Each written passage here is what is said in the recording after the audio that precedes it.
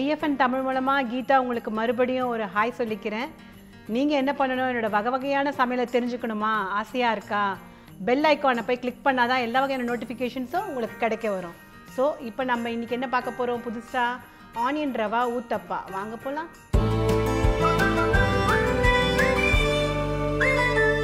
So ஊற வச்ச ரவையை வந்து நான் 1/2 மணி நேரம் ஊற வச்சதுனால இதை நம்ம நேரடியாக இப்போ கலக்க போகிறோம். உடனே ரெடி ஆகிடும் கமகமன்னு நல்ல ஊத்தப்பம். இப்போ அடுத்து நம்ம போட வேண்டியது ஜீரகம்.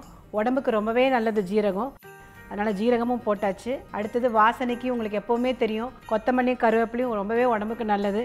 கருவேப்பிலையும் கொத்தமல்லியும் தான். ஸோ அதனால் எவ்வளோ வேணாலும் போட்டுக்கலாம், இதுதான் போடணும்னு அவசியம் இல்லை. பச்சை மிளகா உங்களுக்கு உரப்புக்கு தகுந்த மாதிரி நீங்கள் போட்டுக்கலாம். எனக்கு நல்ல உரப்பாக பிடிக்கும். அடுத்து நம்ம சேர்க்க வேண்டியது பெருங்காயம். கமகமன்னு இருக்கும் பெருங்காயம் போட்டால் தான்.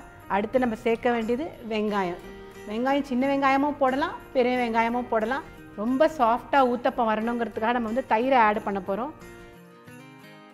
போட வேண்டியது கடைசியாக போட நமக்கு எடுக்கிறதுக்கு வாக்கிறதுக்கெலாம் சௌரியமாக இருக்குங்கிறதுக்காக உப்பு போட்டாகணும். போட்டுடலாம். ஸோ ரொம்பவே கெட்டியாக இருக்குது மாவு, அதனால் என்ன பண்ணணும்னா கொஞ்சம் தண்ணி ஆட் பண்ணிக்கணும் இதில். அப்போ தான் நமக்கு வந்து ஊத்தப்பம் வந்து நல்லா வாக்க வரும், ஒத்தாப்பில் வாக்க வரும். மாவு நல்லா கலந்தாச்சு, ஊத்தப்பத்தோட மாவு நல்லாவே ரெடி ஆயாச்சு, எல்லாமே நல்லா இதாகிடுச்சு. இப்போ நம்ம அடுப்பை ஆன் பண்ணிக்கலாம். அதனால தான் அழகாக சின்னதாக வாக்கணும்.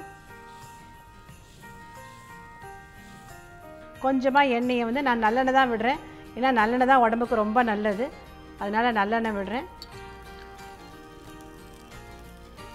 அதனால் கொஞ்சம் பொறுமையாக தான் பண்ணணும், இதை ரொம்பவே நல்லது உடம்புக்கு. ஸோ சுட சுட ஆனியன் ரவா ஊத்தப்பம் ரெடி ஆயாச்சு.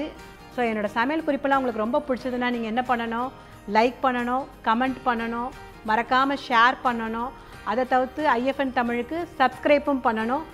மீண்டும் உங்களை வகையான ரெசிபியோடு உங்களை சந்திக்கிறேன். பாய்.